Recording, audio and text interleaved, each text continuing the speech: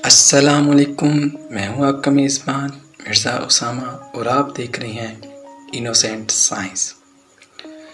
अज़ीज़मन दोस्तों, रफ्तार इंसान के लिए हमेशा से एक सनसनीखेज़ चीज़ रही है। जब से टायर ईजाद हुआ है तब से रफ्तार का तयन हमारी टांगों की ताकत से नहीं किया जाता। इसकी ईजाद के बाद हज़रत इंसान पर ज़्यादा से ज़्यादा तेज़ रफ्तारी हासिल करने का जुनून सवार होता गया। जो जितना तेज़ रफ्तारी से सफ़र करता है वो उतना ही पुरजोश नज़र आता है। अगरचे कुछ लोगों को अब भी ज़्यादा रफ्तार से घबराहट महसूस होती है। आज की वीडियो में हम बात करेंगे दुनिया की सबसे ज़्यादा स्पीड रखने वाली चीज़ के बारे में, जिसे हम लाइट कहते हैं, और ये जानने की कोशिश करेंगे कि क्या हम इतनी तेज़ रफ्तार से सफ़र कर सकते हैं या नहीं, और क्या तेज़ रफ्तार से सफ़र करके टाइम यानी कि वक़्त को बदला जा सकता है। तो चलिए चलते हैं अपनी आज की वीडियो की जानिब।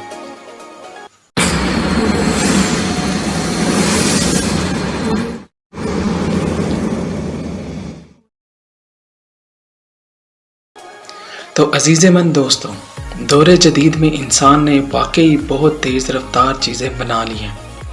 हैरत अंगेज़ रफ्तार के हमल हवाई जहाज़, ultra fast fire jets, super fast blade ट्रेनें, रॉकेट्स और इस तरह के न जाने कितने आलात।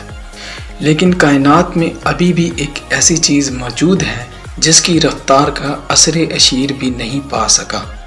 वो हैरत अंगेज़ चीज़ रोशनी है। जब से इंसान ने रोशनी की रफ्तार के बारे में जाना है तब से वो ऐसी रफ्तार हासिल करने के ख्वाब देखे जा रहा है। क्या रोशनी की रफ्तार से सफ़र इंसान के लिए मुमकिन है? ये अभी तक एक बहुत बड़ा सवालिया निशान है। 1900 की दहाई से पहले दुनिया अशिया और कशिश सकल यानी कि ग्रेविटी के हवाले से आइज़ैक न्यूटन के पेश करदा नज़रियात पर पुख्ता यकीन रखती थी। लेकिन 20वीं सदी में एल्बर्ट आइंस्टाइन ने इन सारे नज़रियात को यकसर बदल के रख दिया। आइंस्टाइन के नज़रिया रिलेटिविटी ने मैटर और एनर्जी के बारे में बहुत से शक व शुबहात को दूर किया। मास एनर्जी की मसावात ने साबित किया कि मैटर और एनर्जी एक दूसरे में बदलने वाली चीज़ें हैं। इन्होंने तजवीज़ किया कि इसका कोई स्टैंडर्ड फ्रेम ऑफ रेफरेंस नहीं है। हर एक चीज़ एक दूसरे से रिलेटिव है, यहाँ तक कि वक़्त भी। यहीं से अंदाज़ा लगाया गया कि रोशनी की रफ्तार कांस्टेंट है और मुशाहदे से आज़ाद है। अगर कोई शख्स रोशनी की रफ्तार की निसफ रफ्तार से उसी सिमत में रवाना हो जिस सिमत में रोशनी की किरण रवाना हो, तो रोशनी की शुआ उसे भी वैसे ही नज़र आएगी जैसे एक साकन शख्स को नज़र आ सकती है। E=mc² के बारे में तो आपने अक्सर सुना होगा। इस इक्वेशन का मतलब क्या है?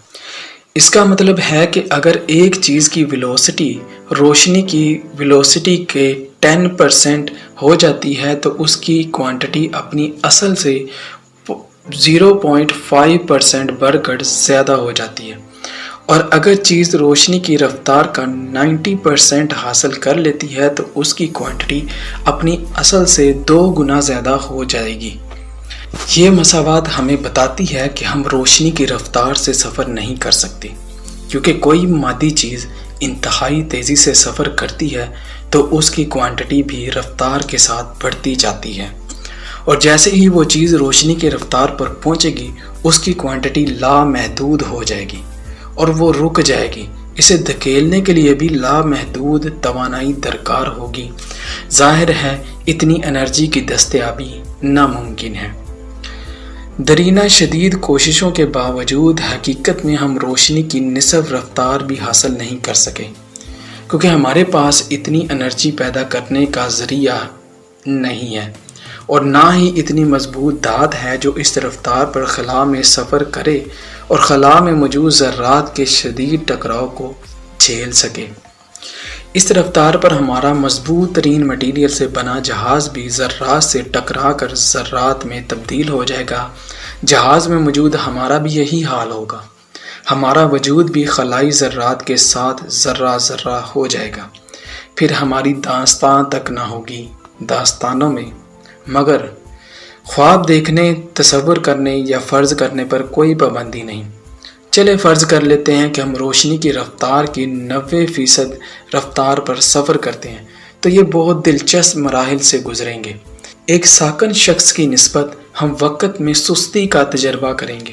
وقت ہمارے لیے ایک ساکن شخص کی نسبت 50% زیادہ سست روی سے گزرے گا، یعنی ایک ساکن شخص کے 20 منٹ گزریں گے تو ہمارے 10 منٹ۔ اس کے علاوہ جس اسپیس شپ پر ہم سفر کریں گے اس کے سامنے کا منظر سرنگ نما راستے کی صورت میں نظر آئے گا۔ اسپیس شپ کے آگے موجود ستاروں کی روشنی نیلی اور پیچھے موجود ستاروں کی روشنی سرخ نظر آئے گی، کیونکہ انتہائی ڈوپلر ایفیکٹ کی وجہ سے ہمارے سامنے ستاروں سے آنے والی روشنی کی لہریں تیزی سے آپس میں اکٹھی ہوں گی، تو ظاہری روشنی کی سب سے چھوٹی نیلی ویو لینتھ ہماری آنکھوں سے ٹکرائے گی، اور جہاز کے پیچھے سے آنے والی روشنی کی لہریں منتشر ہو کر ظاہری روشنی کی سب سے لمبی سرخ ویو لینتھ کو ہم پر ظاہر کریں گے۔